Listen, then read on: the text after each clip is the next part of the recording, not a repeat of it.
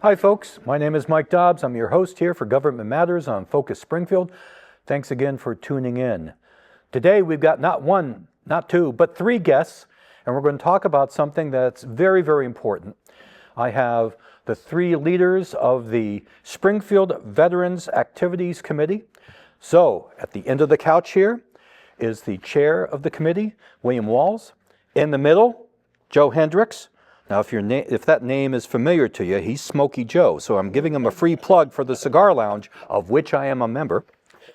And then John Sagan, who is the secretary. Gentlemen, thanks very much for coming in today. Thank you. Thank you for inviting us.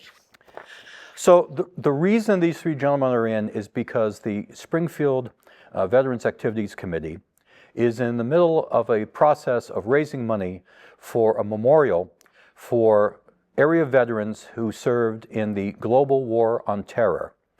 And this is a memorial that is going to be placed in downtown Springfield near the Vietnam War Veteran Memorial. And they're doing all sorts of things to get public recognition of this effort. Plus, they've got a golf tourney fundraiser that's going to be coming up a little bit later on the year. So, but first of all, Bill, let me ask you, can you describe what the overall goal of the committee is in terms of its year-round activities on behalf of veterans? Well, what we do is that we try to assist veterans, regardless of age, regardless of which war you come from, with coming back into society. Those who have got lost in society, we try to get them and provide referrals for them to help them get back on their feet. In addition to that, we also take care of the Springfield Veterans Day Parade. We select the Springfield Veteran of the Year, Parade Marshal. We do the Vietnam Veterans Day ceremony. Just to add the Bishop's Memorial Day service up at St. Michael's. And just to mention a few of those items that we take care of during the course of the year. We've, as you mentioned earlier, we've got this fundraiser for the Global War on Terror, the monument. This monument means a lot because this is the longest fought war and the only one not memorialized down on Court Square. So we came up with the brainchild to go on and get a monument because we've had casualties and have those casualties listed on the monument and basically just have a commemorative monument that honors the service of those people who served during the war. As you say, when you look at the number of years that this involves, it's a very long time. Absolutely. And you could make the argument that it's still going on in a way. Open-ended. It hasn't ended. It's not like other conflicts where there was a more or less official end. This thing just keeps going. It may change venue, but it keeps going. Absolutely. Do you have any idea about the number of people that you would be putting on this memorial at this point?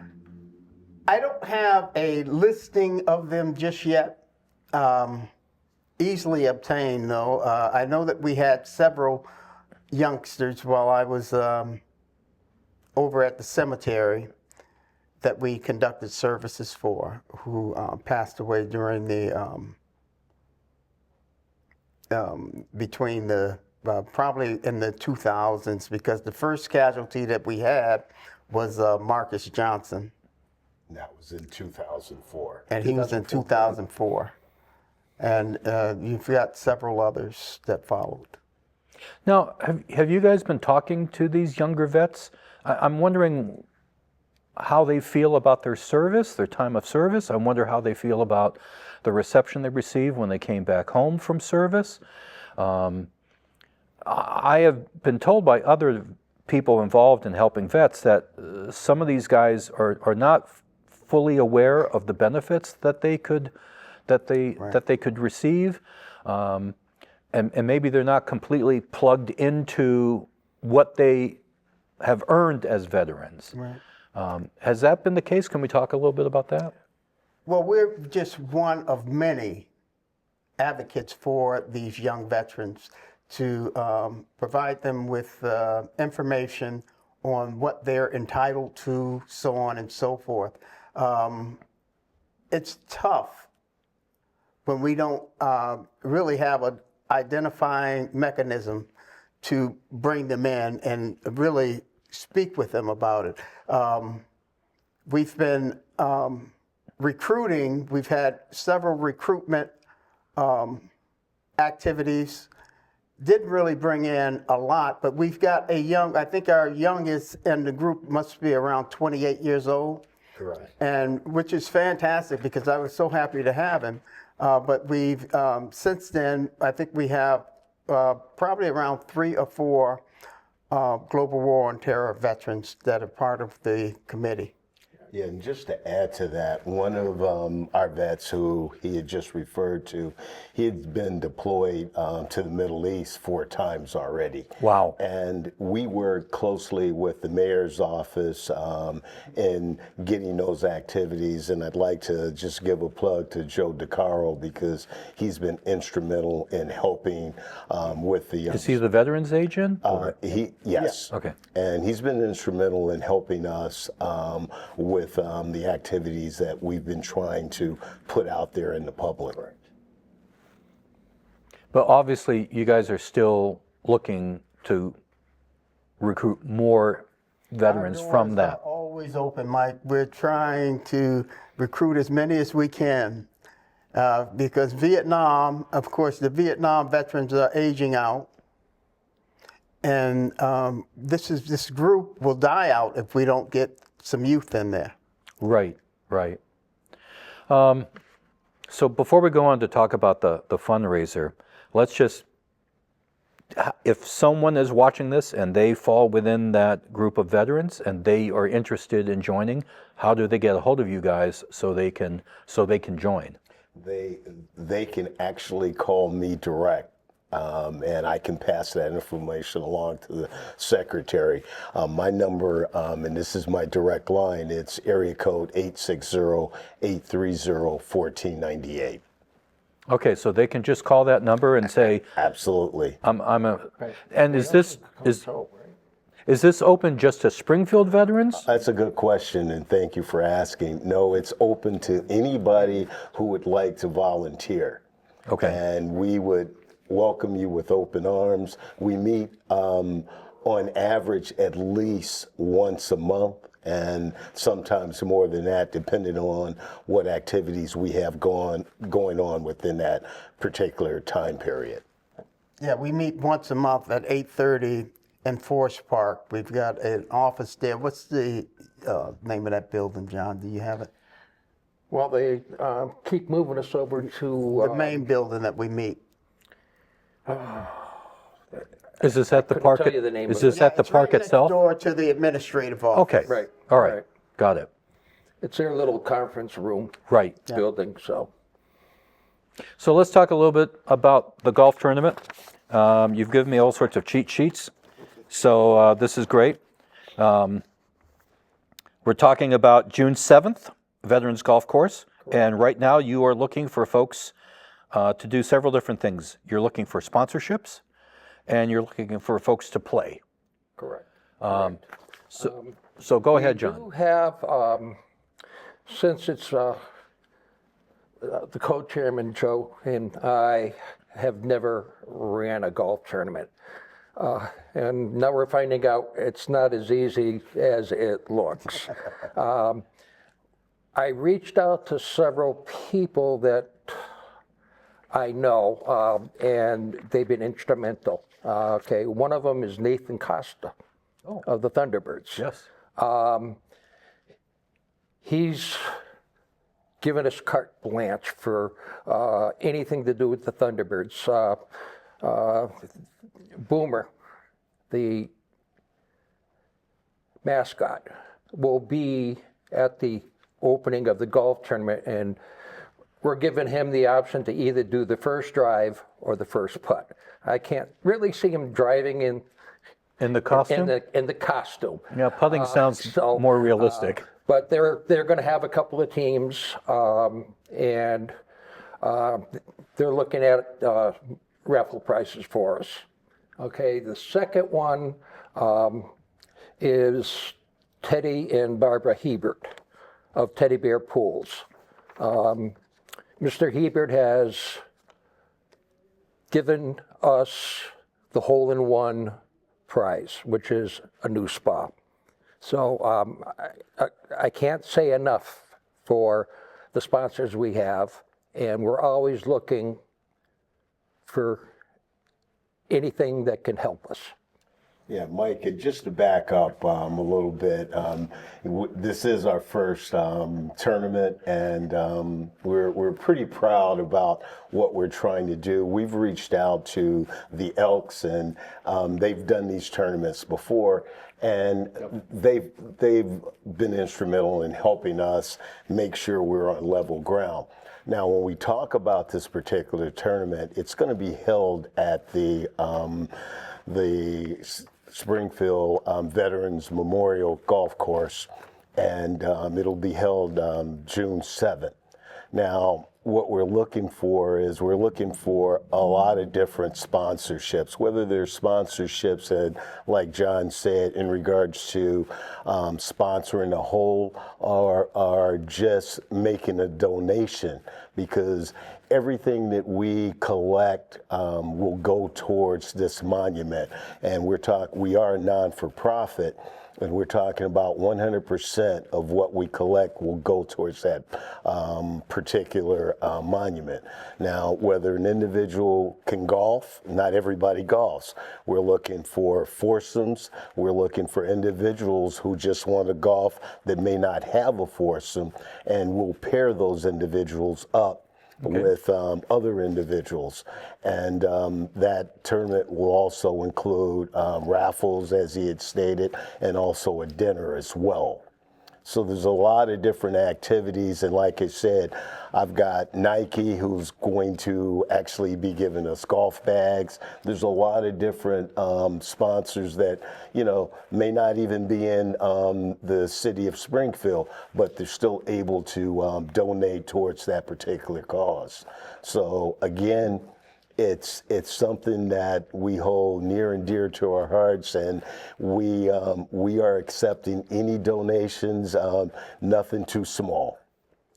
So I'm just looking at my cheat sheet here, and just the sponsorships that you have here, much less what you just said, Joe. You got a platinum sponsorship for $1,000. That's got all sorts of bells and whistles attached to it. A gold for $500, which gives you a tee box sign and 2 golf fees. Silver for $100 and gives you a tee box sign.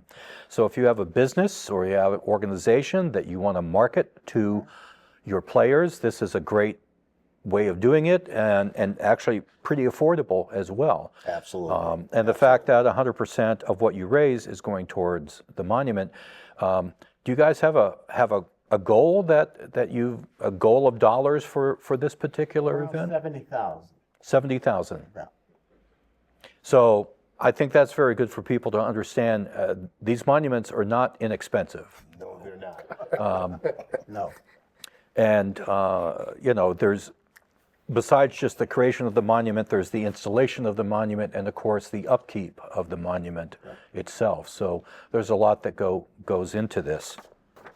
Yeah, and Mike, I when we talk about that, and I know that Calvin, talked about the different monuments that we have, and again, the monuments are actually situated across the street from City Hall.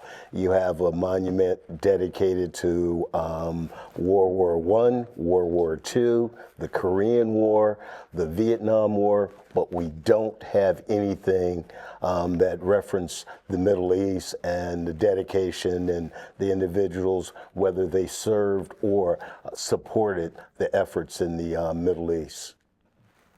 Well, I think this is extremely important because part of this is this recognition that I think is essential to thank these individuals, number one.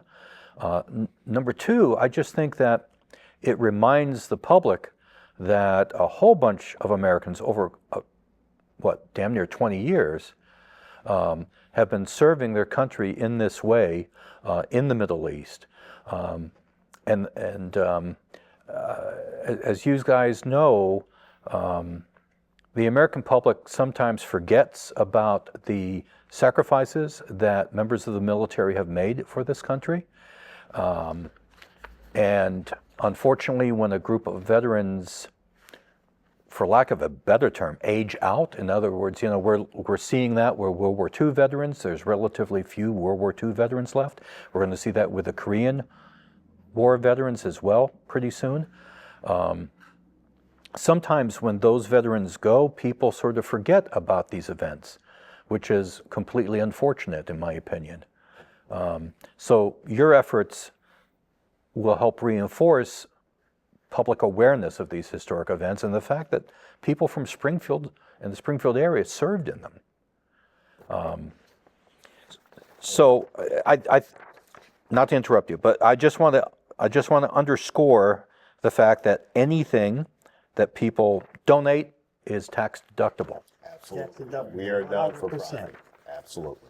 Okay, did I interrupt you, Joe? No, I was just going to say, the mayor's office has been a big advocate and supporter of what we're doing here, and I'm probably going to get myself in trouble with the chairman over here because he talked a little bit about the GAR Hall, which is the Grand Army of the Republic, so that's the acronym, GAR Hall, which is, a lot of people don't know, it's located right across the street from the Symphony Hall.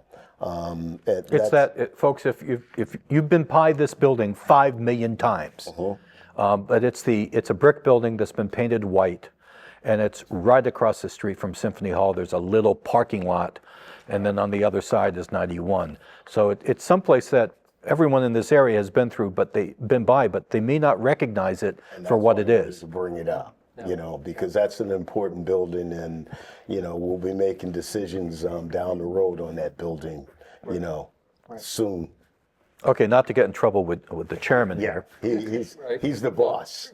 He's the boss. Going back to the contributions, it's tax deductible. If a business needs a W-9, okay, we can provide them for tax purposes. So make sure everything is up and up. Do we want to talk a little bit more about the GR building? I'm reading his face. Right now, there's not a whole lot to really speak of. I mean, the building, it does exist. We're in the process of conducting a feasibility study. Once that study is completed, then we'll be able to determine exactly where we go from there.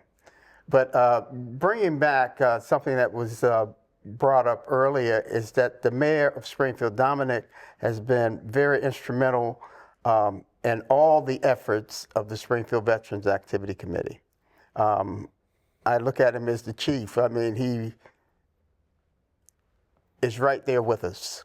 And of course, Joe DeCaro, the director of Veteran Services, and their efforts in assisting and directing certain items for this committee, they're just, I can't say enough about them and what the efforts that they are putting forth to help us make lives better for our veterans in Massachusetts.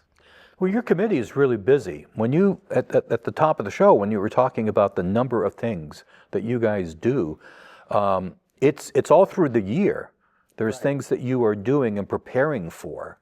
And I don't think folks, most people don't think about all the work that goes behind a thing like a Veterans Day parade or a Memorial Day event or another event that you guys are behind the scenes putting together.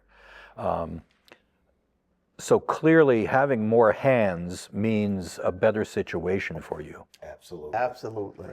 Right. There's no question. So let me just ask,